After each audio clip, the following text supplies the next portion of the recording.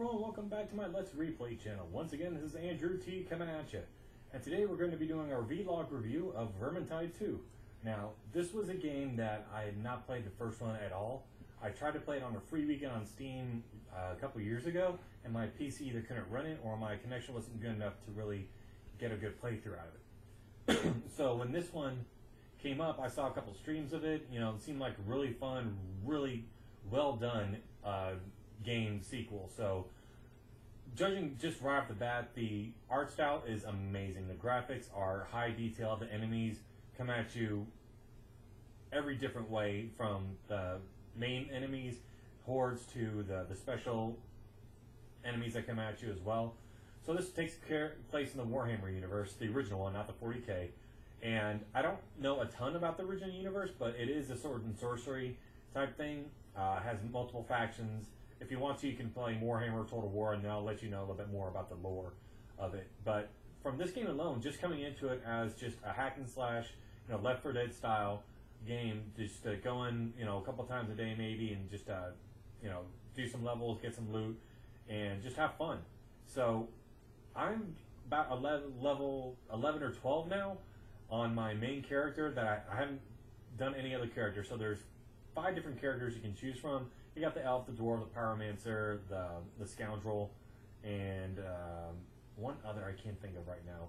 But either way, they're all have 3 different subclasses you can unlock. Well, one you start with, but 2 others you unlock. So if you don't like the play style maybe as a tank, and maybe you like a more range style, they all pretty much have that, except for maybe the pyromancer. That's pretty much a different way to play the pyromancer, but you know, it's not really going to have a melee versus range when it comes to that. But starting with the levels, if you're on the recruit class, which is the lowest difficulty, you see the same levels pretty much every time. I have gone through with the same 3 other people on multiple levels twice, where it's the same level after we stayed together and went to the next one. I was like, oh, you get to play this level again. I'm like, all right, I guess we did well the first time, we'll do it again. So that is, it's not necessarily a bad thing, but because you're on the recruit, I guess if you're on the recruit class, you only have so many levels you can go through. But I would like to see a little bit more variety when it comes to the levels, especially if we're doing the same group, and not to give you the same ones back to back. But this game is just fun. I went through it, and I love that even if you don't have voice on or mics for every character, you can pretty much know kind of what to do and where to go just from the audio cues that other characters give you, like, oh, you need to come over here, or let's go down these stairs, or get your butt over here, you know, it's down this way. And you can look around like, oh, I have to go that way to advance through the level. So you don't really need any audio cues other than that. And plus, once you play through these levels multiple times, you kind of know where to go and what to do. The other part of the levels, other than the special elites that you will randomly get, is the tomes and the other items you pick up during the level. Now, the tomes are just basically, they take up a healing slot. So if you're going to heal at all, you have to put a tome down, heal for the potion you pick up, then pick it back up again. But you get better rewards if you get all 3 tomes at the end of the level. And the rewards are basically a strong box with 3 random items in it. Usually they'll be at least close to or sometimes better than what you already have, especially if you gain a level beforehand. So it took me a couple levels though to get my first blue. I think it was like 7 or 8 before I got my first blue item. I think it was a deed, which is basically the side mission you can do that's really hard, but you get better loot for it.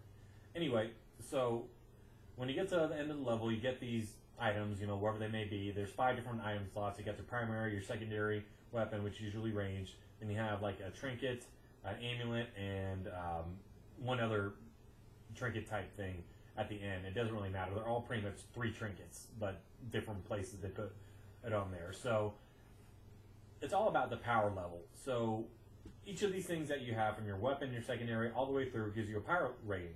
So the higher that is, apparently the better you do, or the more you attack. It doesn't really explain it.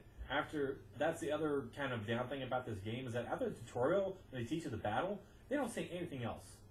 That's it. It's like, oh, by the way, you have these items after you do your first mission. You can craft this way. You can do your inventory this way. They don't explain any of that. So unless you've watched someone else do it, or you just kind of spend as like 5 or 10 minutes just going through, like there's stuff on there once you go to your inventory screen where it's pretty obvious your primary and secondary. If you've ever played any Diablo type game, like, oh, I can just put this in a slot here, and it's higher than this one, so it's got to be better.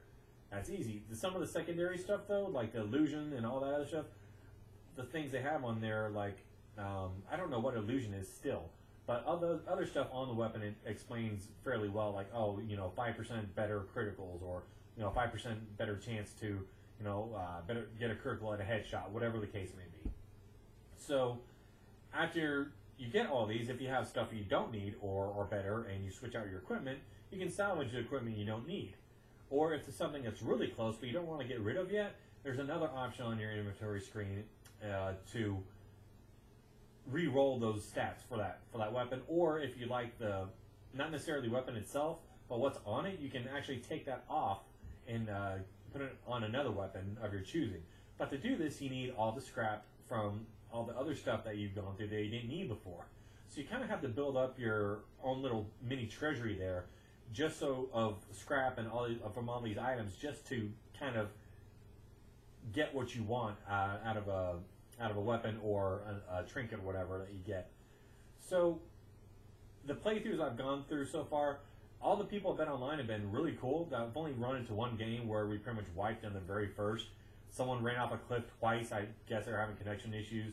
One person went all the way out in the very beginning and died, and I tried to get him back. And since I was pretty much a tank with the crowd control, I went to try to get him, and I died immediately. But it was all cool. We stayed together for 2 more after that, and we had a great time after everyone's connections kind of settled down. But that's all there pretty much is at this point. I haven't gone to the higher difficulty levels yet, because I understand you get the better loot whenever you get to higher difficulties, and hopefully more levels. But in this case, I don't see an end game to this at this point. And there's the storyline where it starts off at the beginning of every mission, where it gives you a briefing. It gives you like 2 sentences before you're thrust into the game, and by that time everyone's already attacking or under attack. So it's really hard to okay, I want to know what the storyline is. It says I'm on level 1 here. All right, so let's see what's going on. I can't hear anything from what they're saying. Hardly. I can't read what's going on because there's so much going on at once. By the time you're at a point where they're talking, or they're talking about any of the lore or anything like that, or the quips, usually hacking a bunch of rats apart or chaos warriors apart. So it's really hard to get there, even through multiple playthroughs. I'd have to go through this another 10 or 20 times just on a level just to understand what the heck I was doing it. So I would be really happy if they had like a nice little Wikipedia in the game. Be like, oh, on this level, because you did this, this is what happened. That way you don't have to guess. I'm like, oh, okay, it was fun, but what did I do? On this level I had to ring bells. I guess the briefing cut out before I can understand why. Or this one, oh, they're interfering with our gate technology, so we gotta go disrupt the ritual. Okay, that was good, but by the time you get from there to the end of the level, you've almost forgotten it, because there's so much that goes on in between. Like, oh, follow these corpses, do this, do that, go to this place, go to that place, get this tome. It's very hard to think anything about the story at that point. So, coming down to it, when it comes to it, if I had to give it a score, I'd give it a high 7 out of 10. Just because of the fact that it's a beautiful game. The mechanics are great. The loot system is good from what I can tell. I haven't gotten anyone where I haven't gotten at least one item where I've gotten an upgrade, so that's good. The interaction online is good from everyone I've played. I've played dozens of matches so far, playthroughs from these maps, and I haven't had one complaint for the people I've gone through them with. And let's see, other than that, there's replayability is very high. I play it once a day just to play through it again because it's fun, and it's fairly short too.